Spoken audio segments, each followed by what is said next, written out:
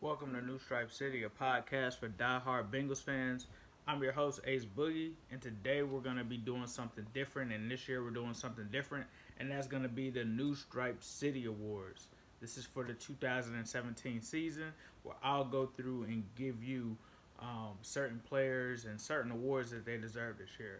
So, kicking things off, let's talk about the offensive MVPs. There were several guys that were considered for this. AJ Green, Andy Dalton, and Joe Mixon. But when we looked at everything, we looked at PFF, looked at the stats, and AJ Green received the 83.5 Pro Football Focus grade. Even though this was one of his down seasons, it still was pretty decent when you look at it. When you look at it from a standpoint of 75 yards, 75 receptions, 1,078 receiving yards and 8 touchdowns. It's really not a bad year. I mean, of course, Green had his lapses, but I think that you have to give it to AJ Green as far as him being the offensive MVP this year. He's one of the most valuable players of this team. And just looking at his production from that standpoint, he actually ranked as the 13th best receiver in the NFL. One of the highest graded guys on the offense, so you have to give it to him according to PFF. Most improved, we're going to give out two awards for these. We're going to give out one for offense and one for defense. And looking at the offense, you have to go with Tyler Kroft. This guy had career highs in every single category this year. You're talking about 404 yards receiving, 7 touchdowns, a vast improvement. The guy came in and stepped up as soon as Tyler Eifert went down. And, yesterday had 2 touchdowns in one game. So it has to go to Tyler Kroft. And when you look at the defensive standpoint, I owe this man an apology. I was a huge fan of his coming out, but I got frustrated over the past, 2 or 3 years because he wasn't able to get on the field. And when he did get on the field, he didn't play particularly well. But it's Darqueze Dennard. And it has to be Darqueze Dennard. And he's rated on Pro Football Focus as an 82.8. And it's understandable, but what's most impressive about him is not only his 82.8 coverage grade, but also his willingness to go up against the run. This guy I'm looking up right now is 81.2 in terms of his grade according to Pro Football Focus against the run, which is better than some linemen that we've had, interior linemen, and better than some linebackers. He had 85 tackles, 2 sacks, 2 interceptions, and obviously yesterday a defensive touchdown. So it has to hands down go to Darqueze Dennard. Next, we're going to talk about who we're going to give the Rookie of the Year award to. We're going to do an offensive rookie, and we're going to do a defensive rookie. And Rookie of the Year, this actually wasn't too hard on the offensive side because John Ross obviously didn't play much this year. And when you look at it going off of that, the offense started to lean on Joe Mixon as soon as he assumed that role. And so you have to give it to Joe Mixon. I mean, the guy had 913 total yards, 4 touchdowns. He graded as 82.3 on Pro Football Focus and is actually ranked in the top 20. So he finished 17th in terms of his Pro Football Focus grade, and that's pretty good. Just seeing that he actually didn't play a full season. So look for Joe Mixon to go up. But yeah, the offensive Rookie of the Year is definitely Joe Mixon. Now, Defensive Rookie of the Year was definitely tough, I think, because we wanted to look at it and see if we decided to count William Jackson III as a rookie or not. We decided not to count him as a rookie, and that kind of made the selection easier. Now, other guys that were considered were Jordan Willis, and I think a dark horse player and a dark horse candidate, I think, for next year is actually Ryan Glasgow. But you have to give it to Carl Lawson. I mean, the guy had 8.5 sacks this year.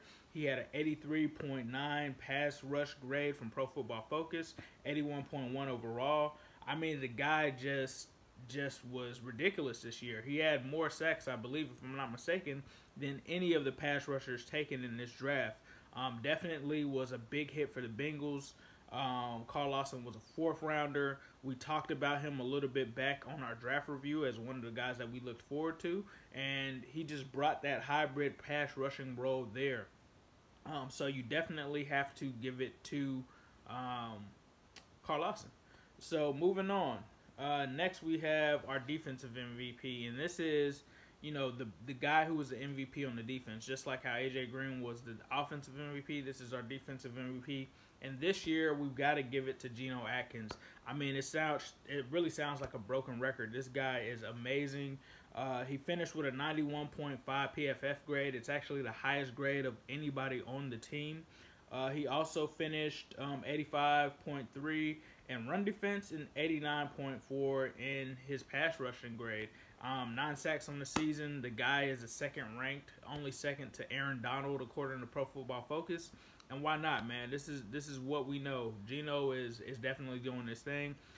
He definitely beat out William Jackson III, and he also beat out Carlos Dunlap, who also had a great year. Those guys were great. And that brings me to the next award, which is Best Cornerback. And like I said and alluded before, it's William Jackson III. I mean, the guy had 88.9 Pro Football Focus grade in terms of ranking as the 8th best corner overall in the league, which is very impressive. Was the highest graded corner on the team. Darqueze Dennard was second, and there was a 7-point gap in between both of those guys. That shows you how good he actually was. He didn't get to play the entire season, but as soon as he got in, the guy allowed nothing. I mean, this was the second straight game yesterday against the Ravens in the finale. Was the second game that he allowed 0 passes, and I'm talking about the Ravens game and the Lions game. Combined, he allowed 0 passes. Best offensive lineman. Offensive line was obviously as a unit a weakness this year, but I still wanted to give some credit to the best lineman there, and it's Clint Boland. I mean, the guy was pretty much the definition of solid this year. He had a bounce back year from last year, which he played a little bit below standards, but definitely bounced back this year. Had the highest grade over a lot of our offensive line. He was almost 30 points ahead of Cedric Ogbuehi and other guys in terms of percentage points. He finished with a 77.0 grade, but he also played left tackle and guard. So Clint Boland was definitely our best offensive lineman this year. And that brings me to the last award. And if you guys have any ideas for any awards that you guys want me to do next year, feel free to throw them in the comments. But the last one is going to be the top 5. And the top 5 is, according to PFF, who are the highest graded top 5 players on the Bengals roster. And we'll go ahead and go through. So number 1 was Geno Atkins. Number 2 was William Jackson III. Number 3 was Vontaze Burfict. Number 4 was Carlos Dunlap. And number 5 was AJ Green. So those round out our top 5 Pro Football Focus. This has been the first New Stripe City Awards. I hope you guys enjoyed it. If you have any comments, let me know what you guys think. Am I spot on with these awards, or was there somebody else that should have been recommended? But yeah, man, as usual, I'll leave you guys with a who day, all day, every day, and especially on Sunday.